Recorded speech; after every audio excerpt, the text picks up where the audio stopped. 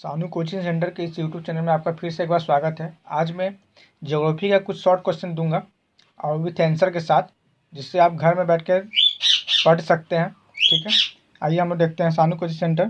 ठीक है, ज्योग्राफी का आज मैं स्टार्ट करने जा रहा हूँ।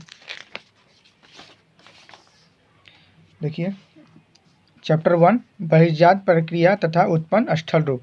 शॉर्ट क्वेश्चन दे रहा हूँ, ठीक है, आंसर के साथ।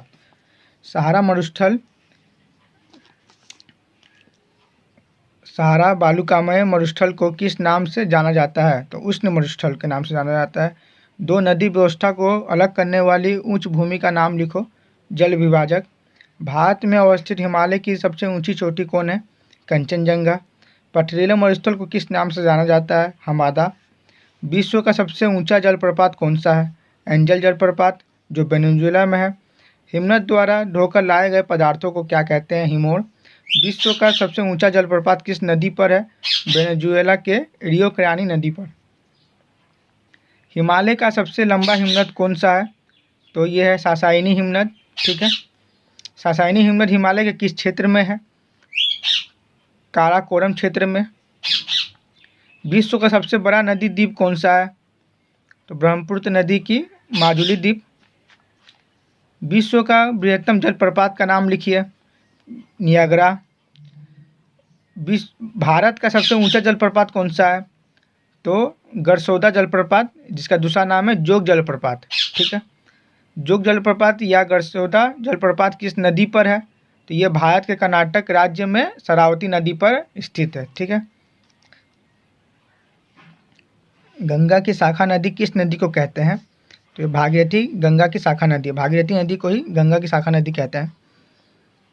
गंगा नदी की परिपक्वावस्था कहाँ से कहाँ तक है? हरिद्वार से धुलियान तक। गंगा और यमुना नदियों का संगम स्थान कहाँ है? इलाहाबाद, प्रयागराज में। भारत की सबसे बड़ी नदी बेसिन का नाम लिखो। ठीक है, गोदावरी नदी का बेसिन सबसे बड़ा है भारत का।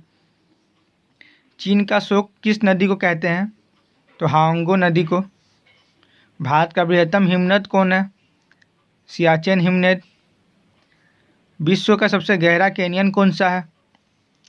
तो संयुक्त राज्य अमेरिका का कोलोराडो नदी का ग्रैंड कैनियन, जो 1800 मीटर ऊंचा है, सबसे गहरा कैनियन है। ठीक है, नदी की किस अवस्था में डेल्टा का निर्माण होता है? नदी की अंतिम अवस्था में डेल्टा का निर्माण होता है। किस प्रकार के कार्य से डबलिन की उत्पत्ति होती है? हिमनद के निक्षेपण के कार्य से डबलिन की उत्पत्ति होती है। कंकड़ पत्थरों से निर्मित मरुस्थल को क्या कहते हैं? रेग। छठी शक्ति का सिद्धांत किसने प्रतिपादित किया था? किसने शुरू किया था? तो ये गिलबर्ट महोदय ने।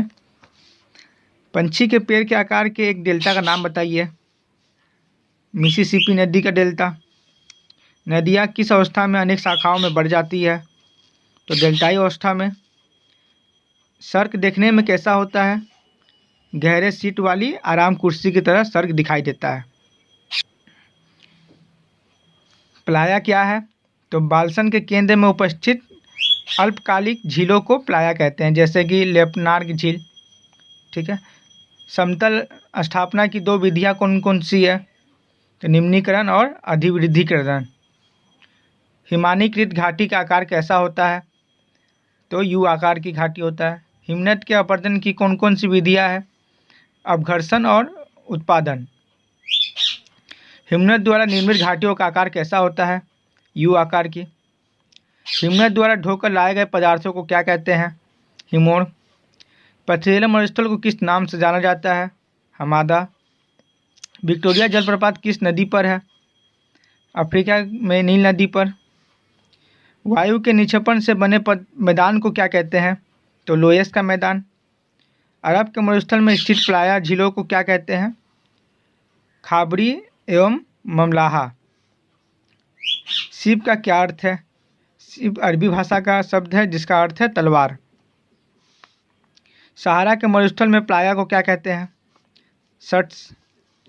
मुख्य नदी के साथ बहने वाली सहायक नदी को क्या कहते हैं? तो ये है याजू नदी।